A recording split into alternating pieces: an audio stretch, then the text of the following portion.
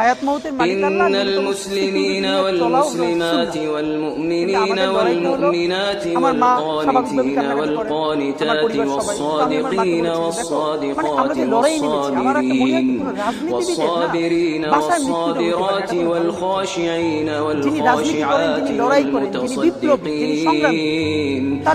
ওয়াল মুতাসাদ্দিকিনা ওয়াল মুতাসাদ্দিকাতি ওয়াস আমি তো ভীষণ ভাবে প্রত্যাশা করি, আমি ছোটবেলা থেকে এই স্বপ্নটা দেখে অনেক জায়গায় বলেছি, একটা তুমুল মিছিল হচ্ছে অন্যায়ের বিরুদ্ধে। সেই মিছিলের সামনে আমি আছি, কোনো একটা বুলেট এসে আমার বুকটা হয়তো বিদ্ধ করে দিয়েছে, এবং সেই মিছিলে আমি হাসতে হাসতে আমি শহীদ হয়ে গেছি।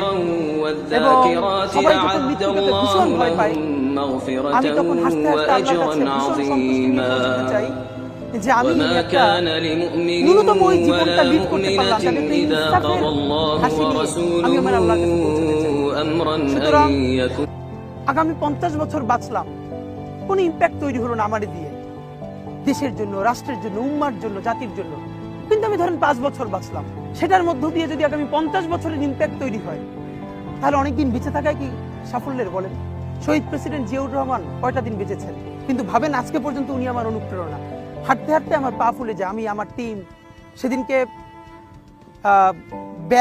ব্যাগের মধ্যে জুতো নিয়ে তারপরে একটা শপিং মলে ঘুরছিলাম, মানে পা ফুলে গেছে, পা জুতোয় ঢুকাতে পারছিলাম না। তো জিয়াউর রহমানের একটা ওনার গল্প মনে পড়ছিল, যিনি মাইলকে মাইল যখন হাঁটতেন, ওনার সাথে স্টাফদের পা ফুলে যেত, কিন্তু ওনার তো আর্মি ট্রেনিং আছে। তখন তাকে বলতো, স্যার আপনার তো আর্মি ট্রেনিং, আমরা তো আর পারি না। এই জন্য ওনাকে মানুষ রাখাল রাজা বলতো। তা আমরাও সারা বাংলাদেশের 56,000 বর্গ মাইলে হাঁটতে চাই, আমরা ইনসাফের চাষাবাদ করতে চাই, একটা স্বাধীন সার্বভৌমত্বের সততার বাংলাদেশ তৈরি করতে চাই। আল্লাহ যে কয়দিন হায়াতে রাখবেন এই লড়াইটা করব। যেদিন নিয়ে যাবেন আমি স্বপ্ন দেখে যেতে চাই, আমি আমাদের এমন টিম, আমি আমার সন্তানকে রেখে যেতে চাই, আমার মৃত্যুর পরে যেন এই লড়াই বন্ধ না হয়, এই লড়াই যেন বাংলাদেশে কিয়ামত পর্যন্ত জারি।